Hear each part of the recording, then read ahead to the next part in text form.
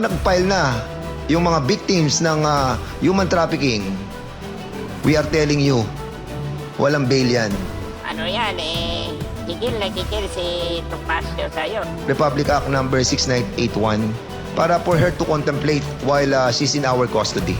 Kung ano yung tinanim mo, yung tinanganin mo. Ito, we are helping you. Huwag kang maniwala sa lawyer mo. Ulitin mo yung sinabi mo rito. Ulitin mo sa harapan ko. Tignan natin kung ano mangyayari. Yan, magandang umaga sa lahat. Ito na naman, nagbabalik na naman po tayo ngayon sa ating video.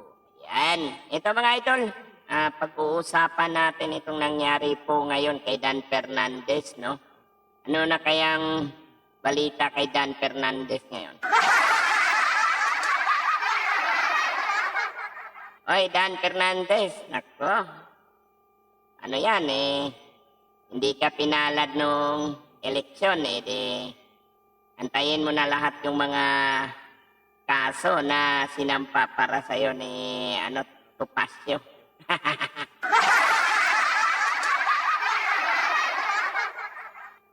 Paano na yan? Yung kayabangan na pinakita mo dati, ngayon, anong nangyari na ngayon? Masakit na ba ang ulo?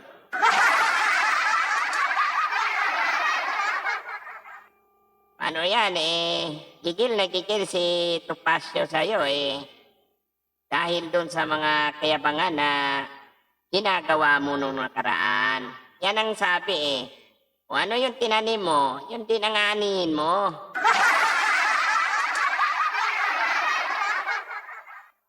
Paano na yan ngayon? Lahat ng mga kaso na isinampa ni attorney sa'yo, ayan na, unti-unti nang gumagapang.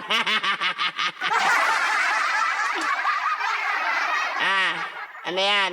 Ito mga idol So, balikan natin itong sinabi, itong pagharap ni Dan Fernandez at saka attorney Topacio nung nakaraang taon. Ito, balikan natin itong mga idol kung ano itong mga pinagsasabi ni Dan Fernandez dito at yung kayabangan niya dito sa mga akusasyon laban po kay attorney Topacio at saka kay Dan Fernandez. Yan, panoorin po natin yan mga idol Ayan, yan.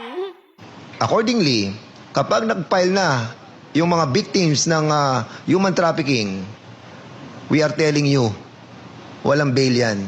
Right away, ikukulong ka. So, Mr. Chair, I want to give to Ms. Cassandra Leong this Republic Act number 6981 para for her to contemplate while she's in our custody. Kasi, basahin mo mabuti to. We are helping you. Huwag kang maniwala sa mga lawyer mo.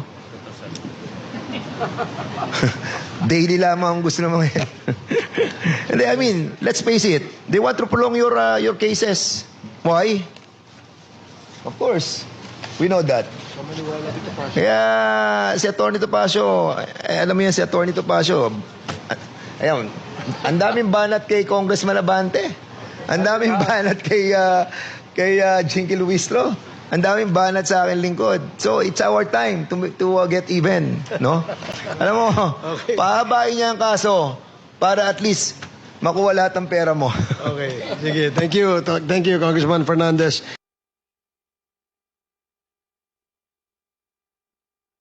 Dan Fernandez, sabi niya, ito, verbatim quote to. Maiksi lang po ito. Please bear with me. Sabi niya, we are giving you the opportunity. The fastest way. He was addressing my client. Here kasi in aid of legislation kami. But of course, certain lawyers, law firm. Siyempre gusto nila mahabang proseso sa korte, di ba? You know that. Because ano yan, may bayad ang lawyers di ba? I want to give Ms. Cassandra Lee this Republic Act 6981 para for her to contemplate while she is in our custody. Kasi, basahin mo mabuti to. We are helping you. Huwag kang maniwala sa lawyer mo. I mean, let's face it. They want to prolong your cases. Why? Of course, we know that. Kaya si Atty. Topacio, alam mo naman si Atty. Topacio. So now, it's our time to get even. Can you imagine using the legislative bully pulpit to get even? pahabain niya ng kaso para makuha niya lahat ng pera mo. That's why I challenged him and I challenge him again. Dan, huwag kang magtago dyan sa likod ng parliamentary privilege. Ulitin mo yung sinabi mo rito. Ulitin mo sa harapan ko. Tignan natin kung ano mangyayari. Ito wag eh. Ayaw magsalita pag nasa labas. Nagtatago doon sa privilege niya. Oh. I challenge him again. Dan, harapan. Sige, sabihin mo sa harap ko yan. Huwag ka namang matakot sa akin. Ang liit-liit ko. May problema pa yung tuhod ko.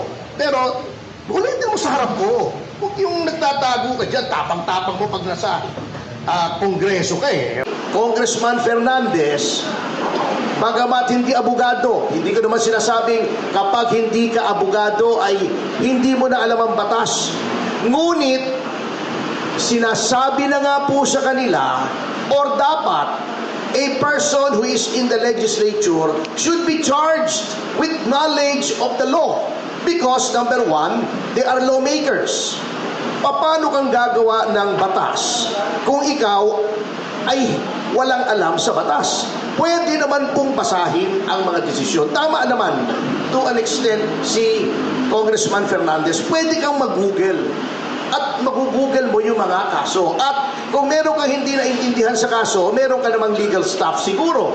O itanong mo sa kapwa mo, congressman na abogado, ano bang ibig sabihin nito? At pinoint out na nga po sa kanila na sa napakaraming kaso, the right to remain silent and the right against self-incrimination may be invoked not only in criminal proceedings, but in all proceedings, civil, administrative, legislative.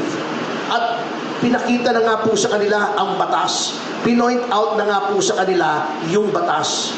Bakit ayaw pa nilang sundin? That is also against the oath that they have taken when they took their oath of office to defend and protect the Constitution and the laws of the Republic of the Philippines and pronouncements of the Supreme Court, according to our civil code, are part of the law of the land. Ako, ano nang nangyari, Mr. Google? Paano na ba yan? Gigil na gigil si Atty. Topacio sa'yo. Ha? Anong nangyari ngayon? Paano yan? Hindi ka napalad ng eleksyon. Hindi ka na, ano ngayon? Wala ka ng yabang na ilalabas ngayon. Ako, ano na bang nangyari dito? Parang bumaliktad na ata ang lahat. Ako, Mr. Google, paano ba yan?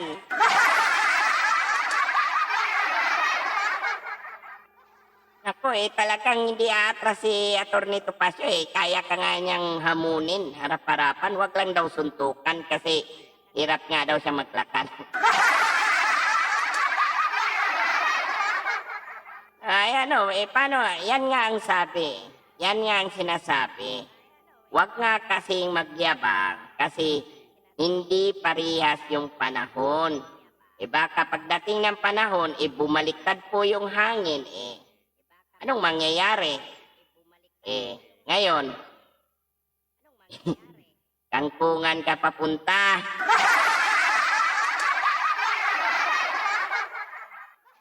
Ayan. Antayin mo na yung kaso na mga pinail po ni Atty. Topacio laban sa'yo. Kasi sa sobrang kayabangan mo.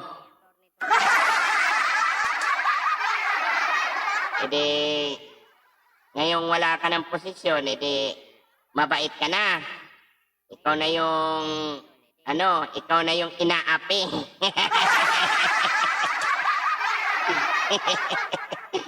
ikaw na yung bida. Kunwari, ikaw na yung binubugpog. Naku, ginagawa mo kasing ginagawa mong pelikula yung style mo doon sa sa kapangyarihan mo nung ikaw yung nakaupo Yung quadcom ninyo hindi na quadcom yan. Kulang-kulang na kayo nawala na si Abante. Marami nang kulang